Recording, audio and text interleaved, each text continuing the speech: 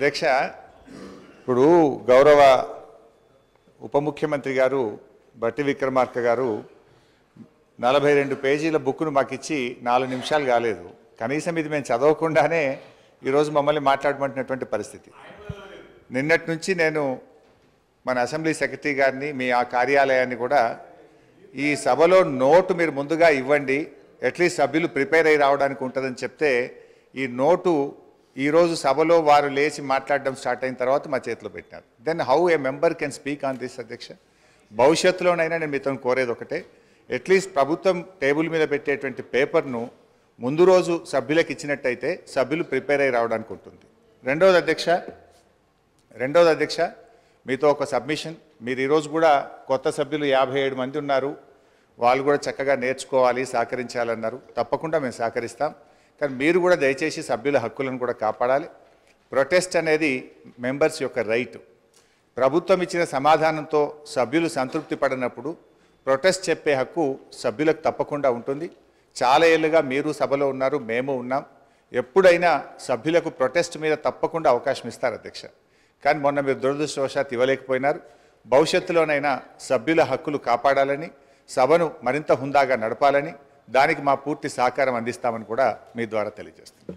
అధ్యక్ష, గౌరవ సీనియర్ శాసనసభ్యులు హరీష్ రావు గారు డిస్కషన్కి సంబంధించిన అంశం విషయంలో ఇప్పుడే ఈ వైట్ పేపర్ పైన ఈరోజు మరి డిస్కషన్ స్టార్ట్ చేసి వెంటనే ఈ పేపర్స్ లే చేయడం జరిగిందని చెప్పారు అధ్యక్ష.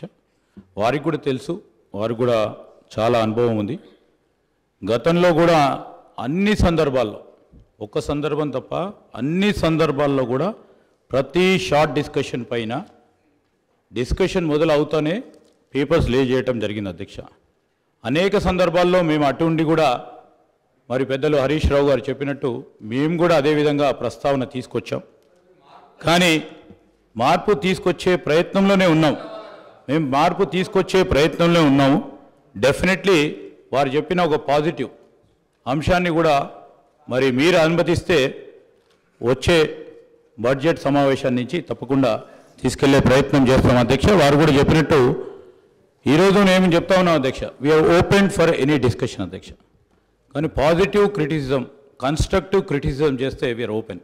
కానీ ఇన్స్టిగేట్ చేసే ఓ కార్యాచరణ తీసుకుంటే మాకు కూడా, మా గౌరవ సభ్యులు కూడా ఇన్స్టిగేట్ అవ్వడానికి అవకాశం ఉంటుంది కనుక నేను గౌరవ సభ్యులను కోరుతా ఉన్నాను.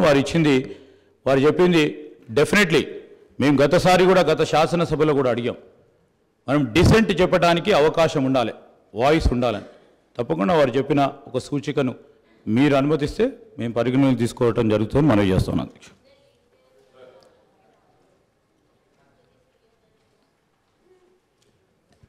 Honorable Speaker, sir. Sir, I thank you very much for giving me the opportunity, sir. Sir, I would like to make a small request. I know what Honorable Legislative Affairs Minister Saab has just mentioned about laying of a statement by the government for the short discussion. But as we all know that, okay, this is a very important subject. And we have to read so many pages, sir. It's almost some 40 pages of book. So through you, I just want to make one request, because we can have a fruitful discussion, we can have a good discussion, and we can also come up with good suggestions as a constructive opposition. If you could give us a tea break of at least 40 minutes or an hour, I'll be very thankful to you, sir. We will be able to read this, sir. Sir, without reading this, if I have to come and talk, sir, I have been an old member. In the month of August, we had an assembly session, and in the August month, all the details were laid on the table of the House, then House, sir. All the finances were also laid. So we will be talking about what was we informed in the month of August. We would like to talk on this book, sir. So I request, if everybody agrees, through you, I request the Honorable CM Saab also, Finance Minister Saab also, at least tea break for 1 hour, sir. Just 1 hour, at least 40 minutes, we can just read this and come up with good suggestions, sir. Thank you, sir.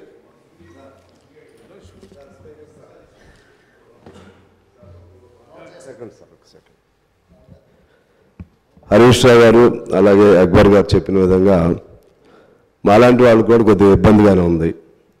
దయచేసి ఈరోజు short discussion సంబంధించి ఈ note ప్రవేశపెట్టిన ఆర్థిక శాఖ మంత్రి ఉప ముఖ్యమంత్రి గారు వారి వివరణ ఫస్ట్ ఈ నోటు రూపంలో కాకుండా వారు ప్రసంగ రూపంలో వారు ఈ పూట మాట్లాడిన తర్వాత కొద్దిగా మాకు రేపటి వరకు అవకాశం ఇస్తే దీనికి సమగ్రమైనటువంటి చర్చలు జరగడానికి వీలుంటాయి అనేది నా భావన. ఆ మేరకు మీరు పరిశీలన చేస్తారని ఆశిస్తున్నాను.